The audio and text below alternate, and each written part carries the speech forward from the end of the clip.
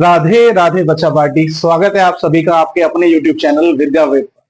तो आज हम लेके आए हैं बच्चों आपके लिए पार्ट 2। जैसा कि हमने लास्ट लेक्चर में कवर किया था पार्ट 1, जिसमें हमने मिडिल स्प्लिटिंग मेथड को बड़े अच्छे से कंप्लीट किया था। मिडिल स्प्लिटिंग मेथड से हमने फैक्टराइजेशन को सीखा था, क्वाड्रेटिक इक्वेशंस के।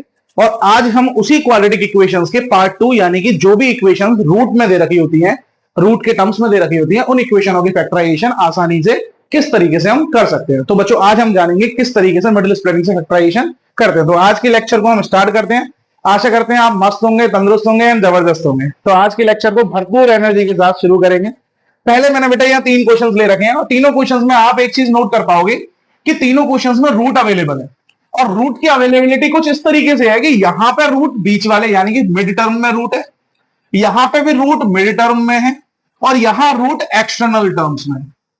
तो बेटा रूट वाले क्वेश्चनों की 2 कैटेगरी होती है, एक तो बीच में रूट आए और एक कैटेगरी होती है जिसके साइड में रूट होता है। तो दोनों कैटेगरी बड़ी आसान है, आप ये घबराने की जरूरत नहीं है कि ये क्वेश्चंस कठिन होते हैं। जिन भी बच्चों को मैं गारंटी ले रहा हूं, जो भी बच्चे ये समझते हैं कि ये क्वेश्चन हार्ड होते हैं, आज के बाद उनको ये क्वेश्चंस बड़े आसानी से सॉल्व कर पाएंगे।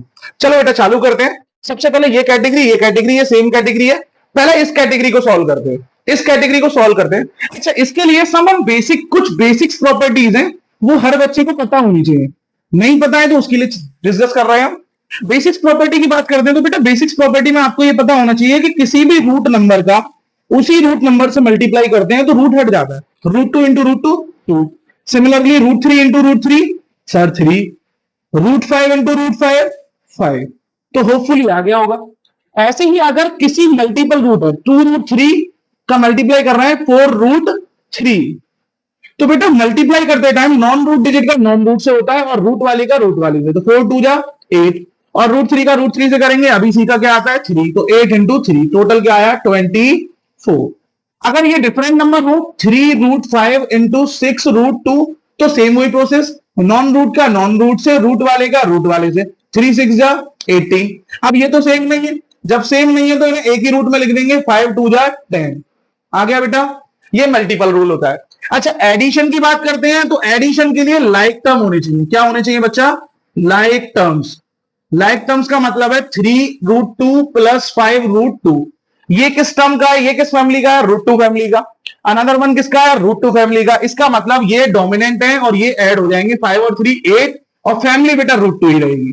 तो होपफुली ये आगे होगा। रूट वाले ऑपरेशंस जनरली ये पता होने चाहिए बच्चों को। अब आगे बढ़ते हैं कि इन क्वेश्चंस को करना कैसे। सबसे पहले हम थर्ड कैटेगरी लेते हैं, यानी कि ये वाली कैटेगरी। सबसे पहले मिडिल स्प्लिटिंग, जैसे मैंने लास्ट लेक्चर में बताया था। जिसने भी हमारा लास्ट लेक्चर नहीं देखा है तो मैं आशा करता हूं कि आप सबसे पहले उस लास्ट लेक्चर को देखें, जिससे तुम्हारा ये वाला, क्योंकि उसे देख के आओगे तब ये बेहतर तरीके से समझ में आएगा। तो बच्चों इस वाले क्वेश्चन को लेते हैं। सबसे पहले मैंने सिखाया था इस वाले कोफिशिएंट का इस कोफिशिएंट में क्या करते हैं? मल्टीप्लाई।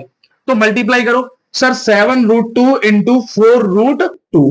तो नॉन रूट का नॉन रूट से 7 4 जा 28 और रूट वाले का रूट से रूट 2 इंटू रूट 2 2, 28 2 जा 56। तो इनका मल्टीप्लाई करके जो चीज मिलती है वो तो हमें चाहिए प्रोडक्ट पे, यानी कि 56 चाहिए हमें मल्टीप्लाई पे। और सेंटर में क्या लिख रहा है बेटा? 10। ये 10 चाहिए होता है पीछे वाला साइन देख के, पीछे लग रहा है माइनस, मतलब सब्ट्रैक्ट करने पे चाहिए 10। तो बेटा ऐसे दो नंबर जिनका आपस में मल्टीप्लाई करें तो 56 आए और उन्हीं दोनों को सब्ट्रैक्ट कर दें तो 10 आ जाए। ऐसे दो नंबर जिनको आपस में भिड़ा दें लड़ा दें, क्या आए? 56, और उन्हीं दोनों को आपस में सब्ट्रैक्ट कर दें तो क्या आए? 10। एग्जैक्टली यही है आंसर जो आप सोच रहे हो। 14 एंड 4, 14 4 जा 56 और 14 में से 4 सब्ट्रैक्ट किया तो 10। सर आपने बोला दो नंबर का मल्टीप्लाई करने पे 56 चाहिए, मल्टीप्लाई करने पे 56 आ रहा है और दोनों को सब्ट्रैक्ट करने पे 10 चाहिए। अगर ये पीछे वाला साइन प्लस का होता तो मेरे को ऐड करने पे 10 चाहिए होता। अभी फिलहाल सब्ट्रैक्ट पे ठीक है। तो मिडिल स्प्लिटिंग का मतलब होता है बीच वाले को स्प्लिट करना है, मतलब इसको ऐसे ही रखना है, 7 रूट 2 एक्स स्क्वायर माइनस इस 10 को स्प्लिट किया किसमें? 14 में से। सर 4 घटा रहे हैं तभी तो 10 मिल रहा है। 10 कम मिल रहा है जब 14 में से 4 सब्ट्रैक्ट कर रहे हैं और इन्हीं दोनों का मल्टीप्लाई करके 56 आ रहा है। इनटू में x माइनस 4 रूट 2, फिर आया 7 रूट 2 एक्स स्क्वायर माइनस का मल्टीप्लाई करते हैं अंदर तो प्लस हो जाएगा, साइन बदलेगा, 4x माइनस 4 रूट 2। उसके बाद का स्टेप दिखाया था मैंने बेटा। देखो मिडिल स्प्लिटिंग का मतलब होता है बीच वाले को स्प्लिट करना। मैंने बीच वाले को स्प्लिट करके ये 3 पार्ट थे, 3 से कितने बना लिए? 4 पार्ट्स।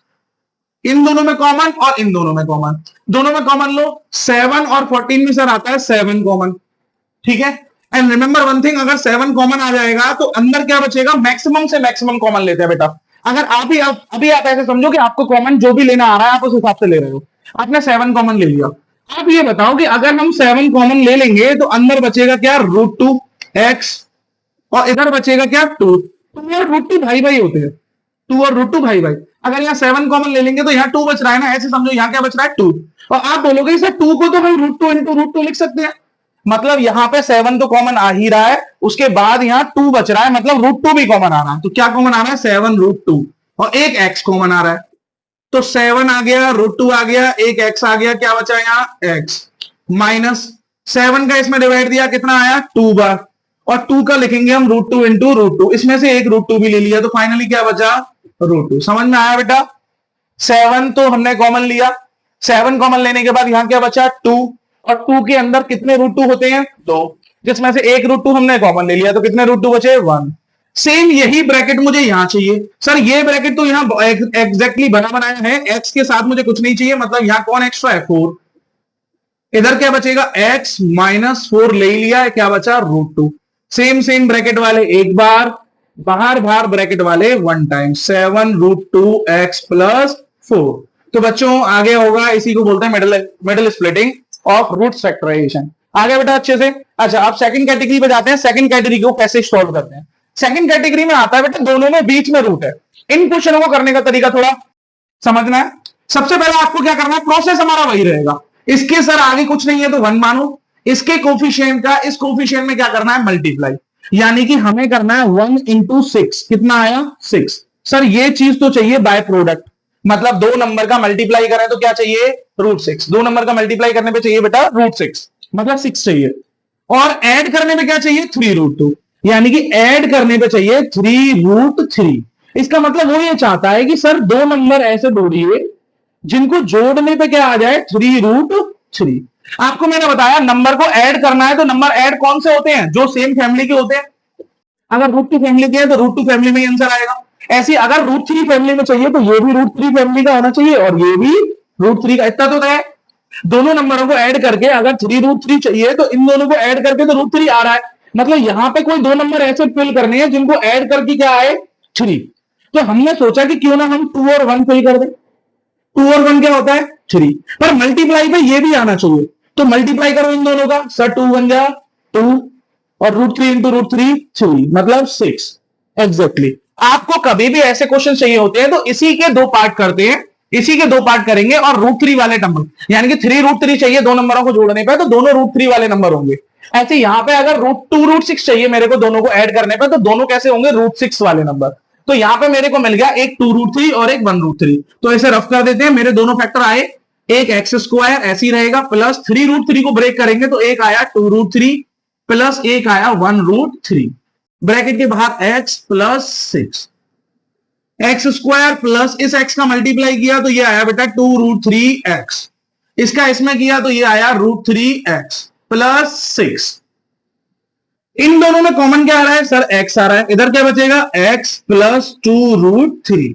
सेम यही चीज मुझे यहां चाहिए, मतलब x के संग कुछ नहीं है, यहां पे x के संग क्या है, √3, मतलब मेरे को क्या कॉमन लेना पड़ेगा, √3 कॉमन लेना है। अब आपके बच्चों के दिमाग में ये आ रहा होगा, सर √3 तो 6 में है ही नहीं। याद रख लेना बेटा, √3 का मतलब नहीं, अगर 3 6 में है तो √3 भी होगा, यानी कि आपको रूट वाले नंबर से मतलब नहीं है, आपको ये देखना है कि क्या 3 6 में मिल जाएगा, 3 2 6 होता है, तो ऑब्वियसली √3 भी मिलेगा। यानी कि 6 के फैक्टर हम लिख सकते हैं 3 इंटू 2, और 3 को हम लिख सकते हैं √3 इंटू √3 इंटू में 2। तो ये पूरा है 6 के फैक्टर। तो इसमें ऐसे मैंने क्या निकाल लिया, √3, तो क्या बचा 2 √3। तो ब्रैकेट में x बचा यहां, और यहां बचेगा 2 √3। सेम वाले एक ब्रैकेट में, एंड अगेन बाहर वाले एक ब्रैकेट में, हो गया फैक्टराइज। आ गया होगा बच्चों, ठीक है। सेम अगले क्वेश्चंस पे आते हैं। अगले क्वेश्चंस की बात करें तो सेम वही प्रोसेस, सर इसका इसमें करते हैं मल्टीप्लाई, मल्टीप्लाई करने पे क्या चाहिए, 6, 3 2 जा 6, और ऐड पीछे लग रहा है ऐड, तो ऐड करने पे क्या चाहिए, 2 √6 मुझे चाहिए ऐड करने पे। जब भी ये रूट वाला नंबर चाहिए होता है जोड़ने पे, तो हम तुरंत ब्रैकेट बना लेते हैं, इन दोनों को जोड़ के सर 2 √6 चाहिए। इसका मतलब √6 वाला टर्म कब आएगा, जब ये भी √6 फैमिली से बिलोंग करेगा और ये भी किससे बिलोंग करेगा, √6 फैमिली से। तो दोनों रूट 6 फैमिली से बिलोंग करेंगे, तो हमें यहाँ पे ऐसे नंबर फिल करने हैं जिससे इनका प्रोडक्ट तो 6 हो जाए और ऐड करने पे ये आ जाए। तो सर प्रोडक्ट तो 6 अभी भी है, इसका ऐसे मल्टीप्लाई करेंगे रूट 6 इंटू रूट 6, 6 ये तो अभी भी है, मतलब यहां नंबर ऐसे डालने हैं जिनका कोई वैल्यू नहीं हो। तो मैंने क्या रखा 1, 1 और 1 2 रूट 6, और मल्टीप्लाई करोगे तो 1 बन जा 1 और रूट 6 इंटू रूट 6 6, मतलब 6 ही आएगा। तो आपको बेटा ये आ गए होंगे कि इनका मल्टीप्लाई करने पे क्या आ रहा है रूट 6 और ऐड करने पे क्या आ रहा है 2 रूट 6। तो सेम दोनों नंबर मिले 1 रूट 6 और 1 रूट 6। ब्रेक करो 3x स्क्वायर माइनस 2 रूट 6 को लिखेंगे हम 1 root 6x 1 root 6 plus 1 root 6, बाहर आया बेटा x plus 2। Again 3x square, बाहर माइनस है साइन बदलेगा, माइनस का root 6x minus plus minus root 6x plus 2। आया बेटा, समझ में आ रहा है ना। उसके बाद क्या करते हैं कॉमन, आगे वाले दो टर्म में एंड पीछे वाले दो टर्म में क्या करेंगे कॉमन, इन दोनों में कॉमन लेंगे, इन दोनों में कॉमन लेंगे। कॉमन लेने के लिए घबराना नहीं है, आप ये देखो कि रूट 6 और रूट 3, रूट को हटा दो, क्या 6 और 3 एक दूसरे के टेबल में आते हैं, मतलब दोनों में कॉमन आएगा। तो ब्रेक करो सर 3 को लिख सकते हैं हम, 3 को लिख सकते हैं रूट 3 इंटू रूट 3, ये लिख देंगे 3 को, और 6 को क्या लिख सकते हैं रूट 6 को लिख सकते हैं हम रूट 3 इंटू रूट 2, ऐसे लिख सकते हैं। तो दोनों में क्या चीज कॉमन है रूट 3, मतलब इधर रूट 3 कॉमन आएगा, एक एक्स आएगा, तो इस वाले घर में बचेगा एक रूट 3 माइनस यहां रूट 6 में से रूट 3 ले लिया, क्या बचा रूट 2, तो रूट 3 बचा, एक एक्स बचा माइनस रूट 2। आया बेटा, 3 के अंदर कितने रूट 3 है 2, 3 के अंदर 2 टाइम्स रूट 3 और रूट 6 के अंदर 1 टाइम्स रूट 3, तो रूट 3 कॉमन ले लिया, यहां बचे एक रूट 3, रूट 6 को लिखा हमने रूट 3 इंटू रूट 2, जिसमें से एक रूट 3 कॉमन आ गया, तो कितना बचा रूट 2 माइनस, सेम यही चीज मुझे यहां बनानी है, तो दोबारा से वही चीज करो सर, रूट 6 को हम लिखेंगे रूट 3 इंटू रूट 2, क्योंकि रूट रूट का मल्टीप्लाई रूट में ही होता है, और 2 को हम लिखेंगे रूट 2, यानी कि 2 को हम लिखेंगे रूट 2 इंटू रूट 2, इसमें क्या कॉमन आ रहा है बच्चा रूट 2, तो यहां क्या बचेगा रूट 2 कॉमन ले लिया, रूट 3 बचा और x बचा, बाहर माइनस कॉमन लिया है साइन बदलेगा माइनस, इधर रूट 2 ले लिया, एक रूट 2 बचा, दोनों के सेम आए ब्रैकेट, सेम सेम वाले एक ब्रैकेट में है, बाहर बाहर वाले एक ब्रैकेट में। आया बेटा, तो मेन यही फैक्टराइजेशन है, आपको ये फैक्टराइजेशन अच्छे से आने चाहिए। अगर किसी को फिर भी कोई डाउट लगता है तो वो मुझे कमेंट सेक्शन में मैसेज करके जरूर बता सकता है कि सर इस लेक्चर में ये वाली प्रॉब्लम है, हमें शॉर्ट आउट करिए और हमें इसके लिए एक बेहतर ऑप्शन प्रोवाइड कीजिए कि जिससे हमें और बेहतर समझ में आ जाए। वैसे आशा करूंगा कि आपको जो भी बच्चों को ये वीडियो देखेंगे तो जरूर समझ में आ जाएगा। अगर फिर भी नहीं आती है then you can text me on comment section. ठीक है बच्चों, फिर मिलते हैं, Radhe Radhe. Next lecture next video के साथ इस बार जरूर मिलेंगे। ठीक है, तो लाइक करें, सब्सक्राइब करें और ज्यादा से ज्यादा लोगों को शेयर करें। धन्यवाद।